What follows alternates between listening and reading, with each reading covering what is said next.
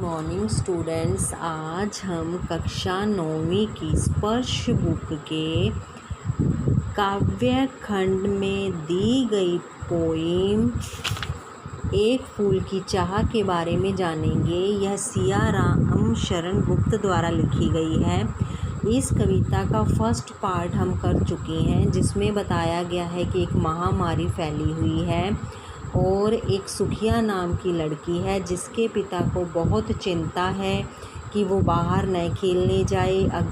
कहीं वह बाहर खेलने गई तो वह इस महामारी की चपेट में न आ जाए। सुखिया अपने पिता से कहती है कि वह उन्हें देवी माँ के चरणों में चढ़ाया जाने वाला जो फूल है वो लाकर दें। तो उसका पिता उसे वह फूल लाने के लिए देने की कोशिश करता है। वो कह रहा है कि देख रहा था जो स्थिर हो, नहीं बैठती थी क्षण भर, हाय वही चुपचाप पड़ी थी अटल शांति सी धारण कर। सुनना वही चाहता था मैं, उसे स्वयं ही उकसा कर, मुझको देवी के प्रसाद का एक फूल ही दो लाकर। जब सुखिया बीमार हो जाती है, उसको बुखार हो जाता है, तो उसका पिता कहता है कि देख रहा था जो सुस्थिर हो, नहीं बैठती थी क्षण भर, कि जो कभी भी एक जगह रुककर एक जगह नहीं ठहरती थी एक पल के लिए भी, हाय वही चुपचाप पड़ी थी अटल शांति सी धारण कर, कि आज वह शांति धारण किए हुए चुपचाप पड़ी थी। कैसे? एक मूर्त के समान पड़ी थी।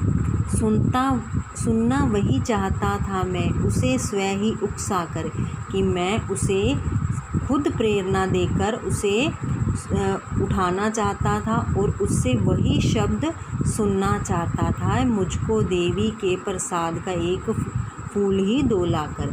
कि उसकी बेटी ने उसे जो कहा था कि मुझे प्रसाद में मिलने वाला फूल लाकर दो, तो मैं ये शब्द उससे दोबारा सुनना चाहता था, लेकिन वह तो पूरी तरह एक मूर्त के समान पड़ी थी। ऊंचे शैल शिखर के ऊपर मंदिर था विस्तीर्ण विशाल, कि ऊंचे पहाड़ी की चोटी के ऊपर एक बड़ा ही विशाल मंदिर था जो काफ़ी बड़े क्षेत्र में फैला हुआ था।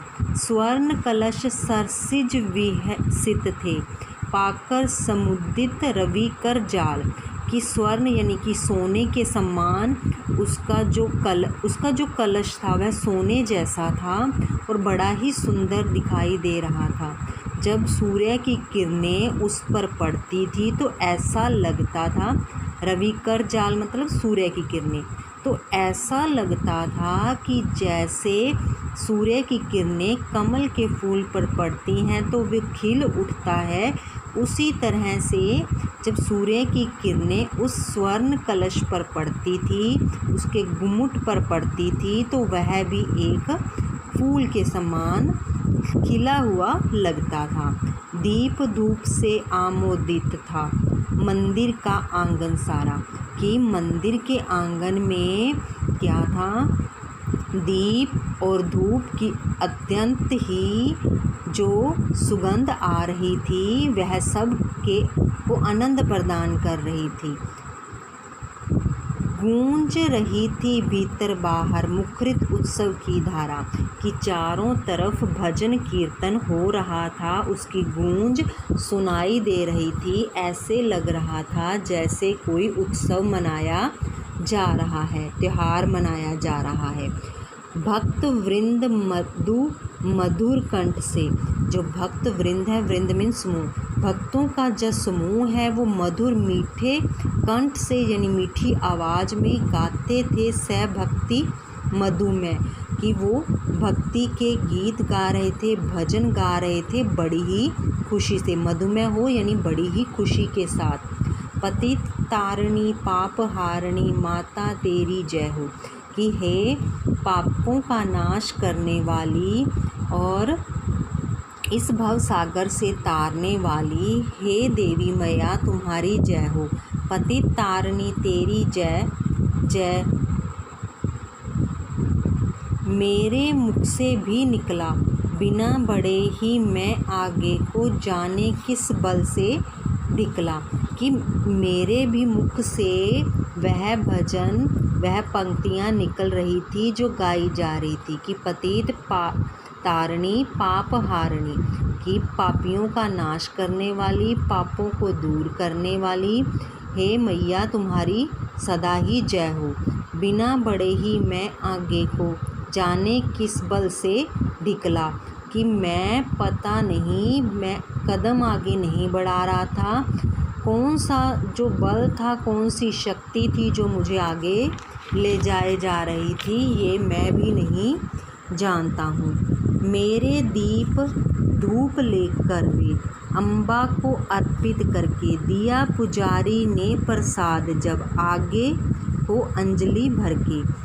कि मैंने दीप और फूल जो लेकर गया था वो मैंने अम्बा यानी माँ को अर्पित कर दिए, उसके चरणों में चढ़ा दिए।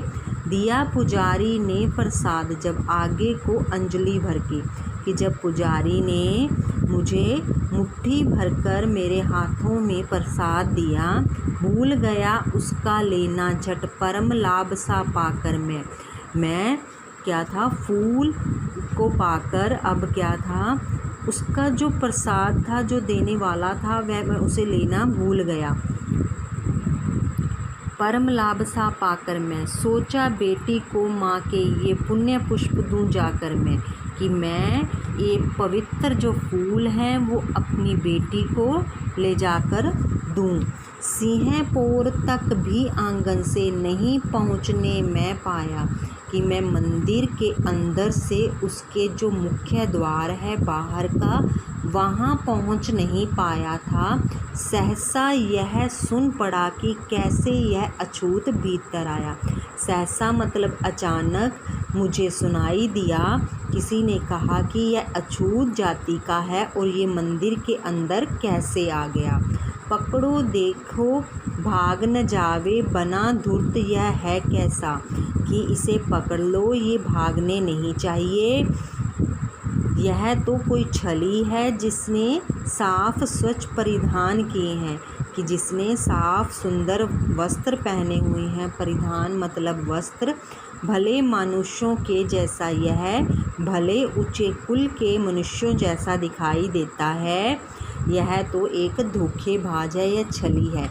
किसी ने मंदिर में ऐसा बोल दिया। पापी ने मंदिर में घुसकर किया अनर्थ बड़ा भारी।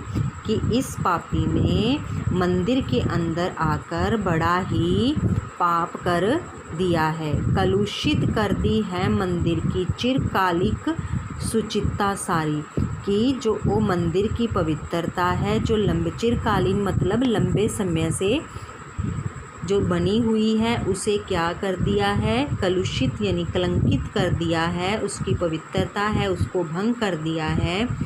क्या मेरा कलुष बड़ा है देवी की गरिमा से भी।